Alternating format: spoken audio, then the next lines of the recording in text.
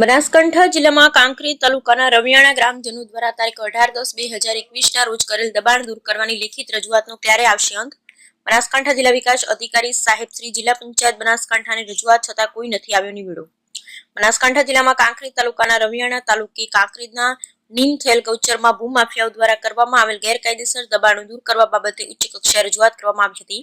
વાત કરવામાં આવે તો બનાસકાંઠા જિલ્લાના કાંકરેજ તાલુકાના રવિયાણામાં અંદાજિત 116 એકર જમીન ગૌચર તરીકે નીમ થયેલ હોવા છતાં ગામના માથાભારે ભૂમાફિયાઓ દ્વારા સંપૂર્ણ ગૌચર જમીનનો કબજો કરી રહેણાંકના હેતુ માટે તેમાં દબાણ કરી ખેતીલાયક ઉપયોગ કરવામાં આવે, પરંતુ ભૂમાફિયાઓ દબાણદારની સરપંચ દ્વારા છાવરવામાં આવે છે.